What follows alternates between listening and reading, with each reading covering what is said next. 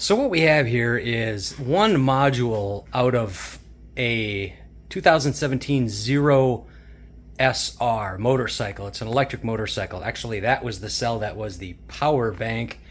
There's the other four cells. And I'm working on an EV project where I will not be using them for like a year. So I wanted to discharge them. So what I did was I put all those in parallel and I hooked up four of these 250 watt chicken coop bulbs. There's not four anymore. Two of them broke. But anyway, that was about 800. It was about 8 or 9 amps total. And I had to leave it on for like 15 hours. But I've always heard back in my generator days, I've always heard about brine or saltwater load banking. So I decided to give it a little bit of a shot to see how it works. So what I got here, you can see positive and negative is right on the battery, no protection whatsoever. By the way, this is not a how to do it video. This is if you burn your house down, it's your own dumbass fault. It's 104.7 volts DC right on the thing. And here's my amp meter, amp probe. You got to make sure you get a DC amp probe. See that? It's sine wave and DC. It was only like $31 on Amazon, but it works. And you got to push the little button so it reads DC. And my current right now is basically flatlined. So what I'm going to do is I've got a bucket of salt water here. There's 90 grams of salt in 2 gallons of water. And the more copper that you expose in the solution, the more amperage you get. Let me show you. What I'm going to do, don't touch them together for God's sakes. So I'm going to put like about an inch in there, and you see it fizzing up. 1 inch is, oops, I moved it, sorry.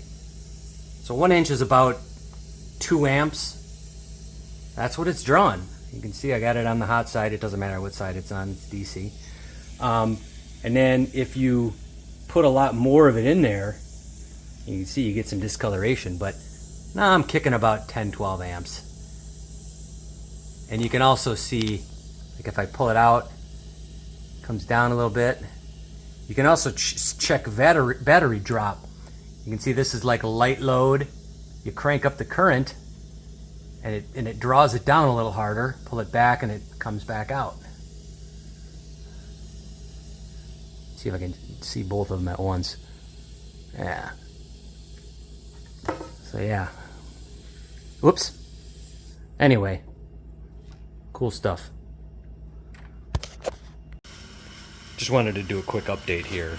I got those down to the voltage I want, but now I'm still load banking the power tank battery. One of the things I noticed, I mean, this whole thing works, but the black electrode dissolved very fast, like in 2 or 3 minutes. So I had to cut a little piece of copper, clamp it to that. So the neutral can go, the ground, the negative can go free willy-nilly, but the black, the positive side just kept dissolving.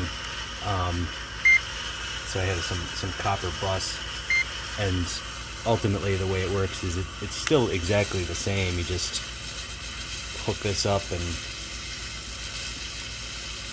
draws power. It just can go a lot longer before that dissolves.